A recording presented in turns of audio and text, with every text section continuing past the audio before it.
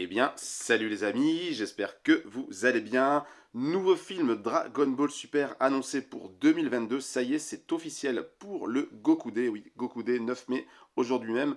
Donc c'est vrai qu'on avait eu certaines informations ces derniers jours, notamment, enfin il y a 2 jours, sur les réseaux sociaux, comme quoi là, un article sur le site de la Toei avait fuité, en fait c'était une erreur qu'il y avait eu dans la publication de la date d'un article qui annonçait potentiellement quelque chose d'énorme pour le Goku Day, donc le 9 mai. Et aujourd'hui, on a bien la confirmation effectivement qu'un nouveau film va arriver pour 2022. Donc on a eu aussi des nouveaux sites de Dragon Ball officiels qui sont apparus ces derniers jours, donc je vous invite à aller checker ça, de toute façon on va aller regarder ça tout de suite. On a aussi des comptes Twitter officiels, donc vous pourrez trouver ces comptes Twitter officiels dans les abonnements de mon compte Twitter, si vous voulez vous abonner aussi, avoir les dernières actus, ça peut être intéressant.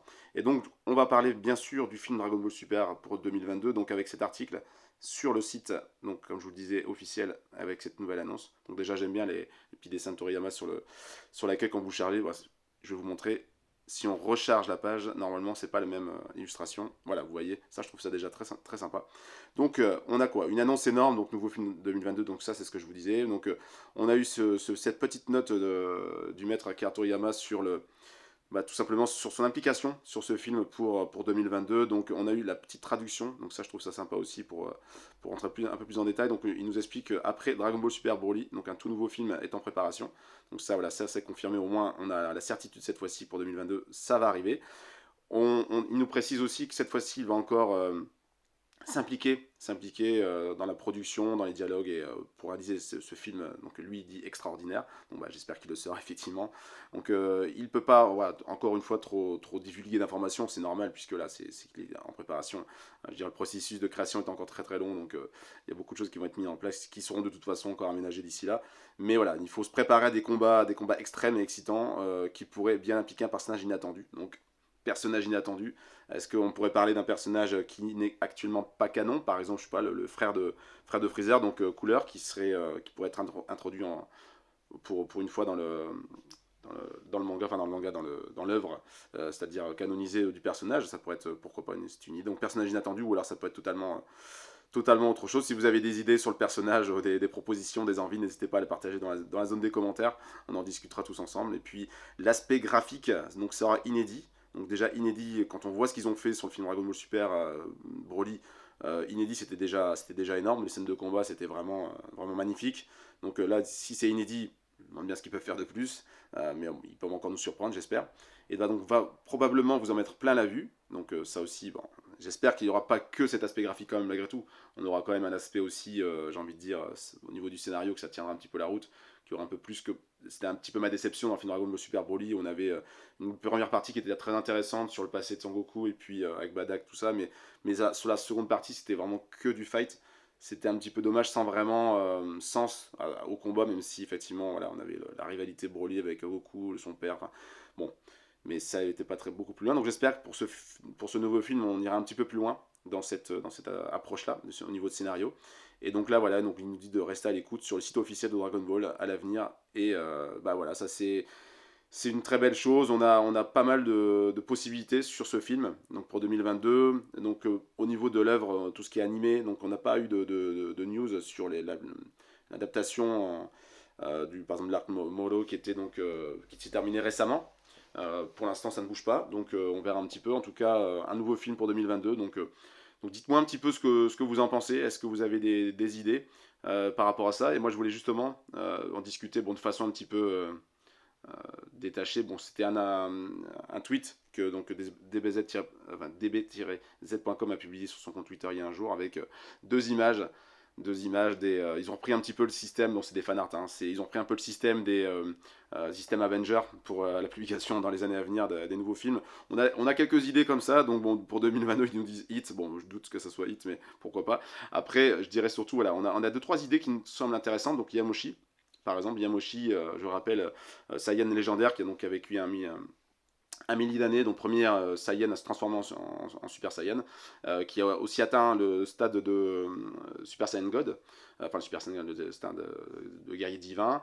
Bon, sur l'idée, pourquoi pas, ça pourrait être intéressant. Il était tellement peu discuté de lui sur cette œuvre, donc j'ai envie de dire pourquoi pas. On a d'autres trucs avec Broly, Roshi qui pourraient venir aussi, je sais pas, Bardock, je sais pas, Oob.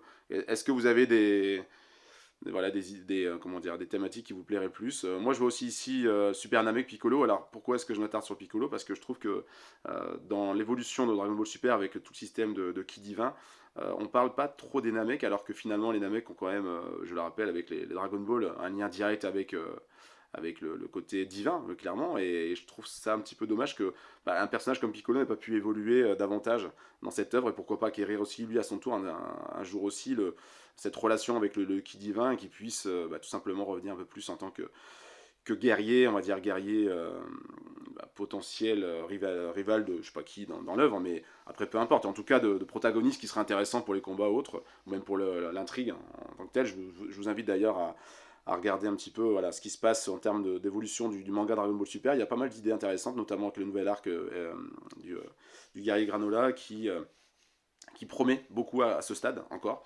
Donc pourquoi pas aussi Piccolo avec ce personnage-là. Il nous parle de Oob, il nous revient à Kiyamoshi, la patrouille et puis Galactic, et puis aussi Trunks. Pourquoi pas Trunks, c'est un personnage que j'apprécie énormément. Je pense que je l'ai déjà dit dans pas mal de mes précédentes vidéos, mais c'est vrai que voilà, ça peut être aussi intéressant. Donc pas mal de petites idées comme ça. Je trouve ça intéressant sur le principe. N'hésitez pas à partager voilà, vos idées, que ce soit dans la zone des commentaires ou sur mon compte Twitter. Je vous invite aussi à laisser vos idées, vos appréciations, et puis pourquoi pas en discuter.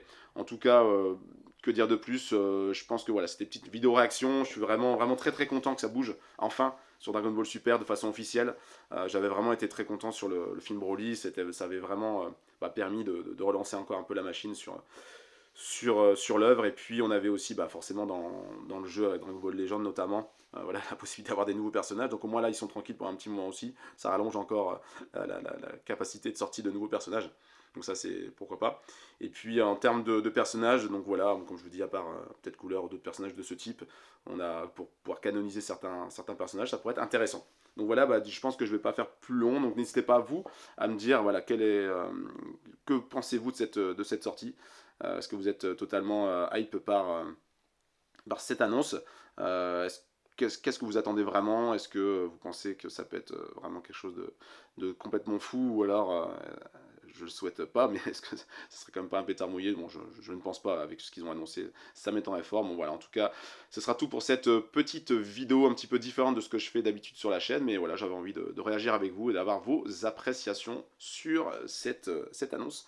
Donc voilà les amis, n'hésitez pas à lâcher un maximum de pouces bleus. Je le rappelle, on est bientôt 4000 sur la chaîne. Donc si vous voulez faire péter ce chiffre symbolique, cette barre symbolique des 4000 abonnés, n'hésitez pas. Si vous n'êtes pas encore abonné, vous abonner à la chaîne. Ça me fera vraiment très très très très plaisir. Pour le reste, moi je vais vous dire à très très vite pour plus de vidéos les amis. Ciao et surtout bon dimanche. Ciao ciao.